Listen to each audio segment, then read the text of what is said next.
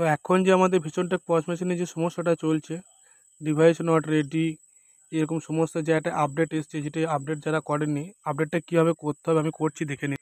তো এখানে আমাদের একটা অপশান দেখাচ্ছে ডিভিটি এবং লিঙ্ক ওয়েল।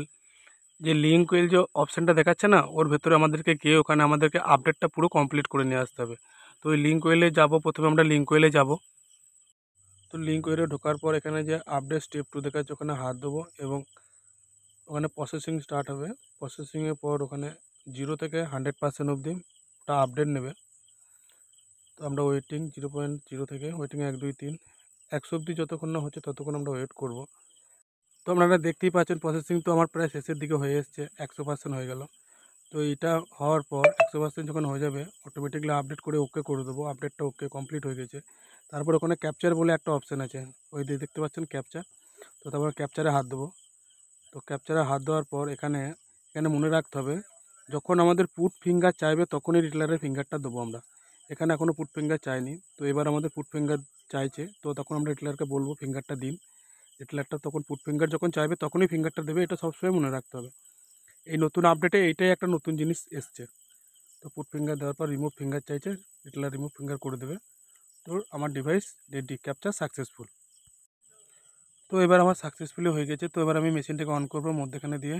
এবার আমি ডিভিডিতে যাব। তো ডিভিডি যাওয়ার পর এখানে দেখছেন আমার সব কিছু করেছিল, ব্যাক করে দিলাম। সব কিছু ব্যাক করে দিয়ে প্রথম থেকে ল্যাঙ্গুয়েজটা আমি সিলেক্ট করে নেবো। ল্যাঙ্গুয়েজ আপনারা ইংলিশ যথারীতি সিলেক্ট করে নেবেন। নেক্সট করব। নেক্সট করার পর রিটেলার আইডি দেবো এবং পিন নাম্বার দেবো। রিটেলার আগে কিন্তু ফিঙ্গার কোনো সময়তেই ব্যবহার করা যাবে না। ফিঙ্গার যখন পুট ফিঙ্গার চাইবে, রিটেলারের ক্ষেত্রেই বা কী বা চাষির বা ক্ষেত্রেই কী, দুটো ক্ষেত্রেই যখনই পুট ফিঙ্গার চাইবে তখনই আমরা পুট ফিঙ্গার ব্যবহার করব। তার আগে ফিঙ্গার ব্যবহার করব না। তার আগে ফিঙ্গার নিলে আপনাদের মেশিন চলবে না। তো এখানে আমরা রিটেলার আইডি পিন দিয়ে দিলাম, লগ ইন করে দিলাম। তো লগ ইন করার পর অ্যাকসেপ্ট করে যেভাবে ফিঙ্গার খুলে সেভাবে ফিঙ্গার খুলব। এখানে যখন আমাদের পুট ফিঙ্গার চাইবে তখনই আমরা পুট ফিঙ্গার ব্যবহার করব, তার আগে ব্যবহার করব না। এবার চাইছে এবার ব্যবহার করব পুট ফিঙ্গারটি। তো পুট ফিঙ্গার ব্যবহার করার পর আমার অটোমেটিক সাকসেসফুলি মেশিনটা খুলে যাবে। তো আমরা পুট ফিঙ্গার দেবো। পুট ফিঙ্গার দেওয়ার পর যতক্ষণ না রিমোট ফিঙ্গার বলছে ততক্ষণ আমরা ফিঙ্গারটা দিয়ে ওয়েট করব। রিমোট ফিঙ্গার বলেছে, এবার ফিঙ্গারটা আমি তুলে নেব।